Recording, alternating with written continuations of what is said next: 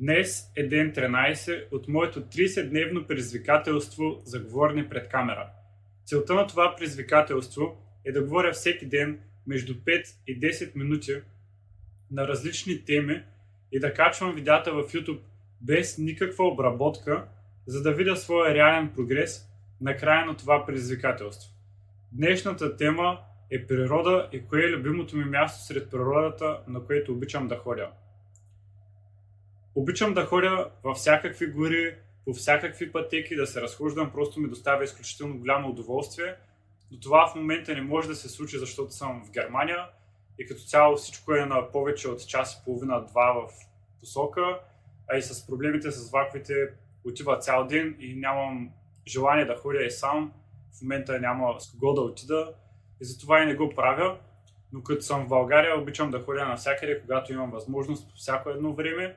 Но мястото, на което ходя винаги и нямам абсолютно никакви трудности да стигна до него, е Боровата горичка в Меден Рудник. Това е едно прекрасно място, където съм прекарал голяма част от детството си. Там съм карал колело, чоплил съм слънчоглед, играли сме си с приятели, правили сме си пикници и какво ли не. Днес имам специална връзка с това място. Даже мисля, че един от първите ми зъби падна там, докато ядах царевица, варена царевица.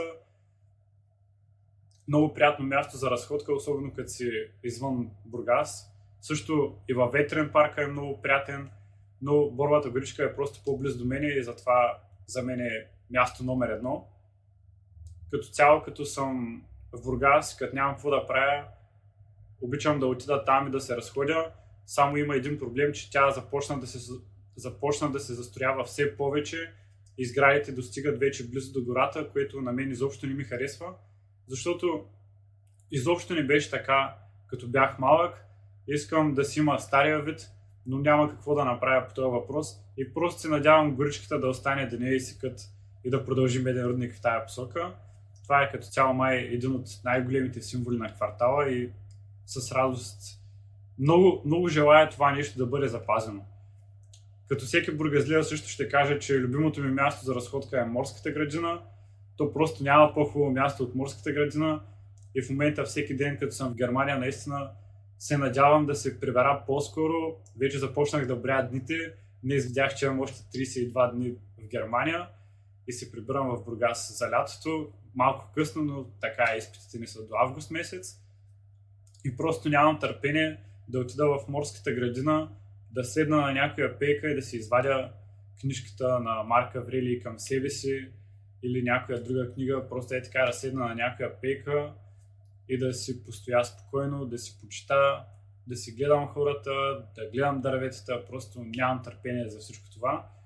Също много обичам и да ходя на плаж, след обед сам, като имам една книга, взел съм си раницата и използвам като възглавница и така сядам на пясъка и си чета и лягам на хавлията, която си нося, използвам раницата като възглавница и сядам да си чета книгата, която си нося.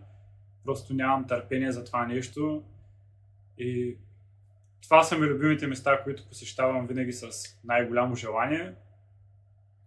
За това видео няма какво повече да кажа, затова ще го приключа тук, без да се обяснявам излишно. До утре!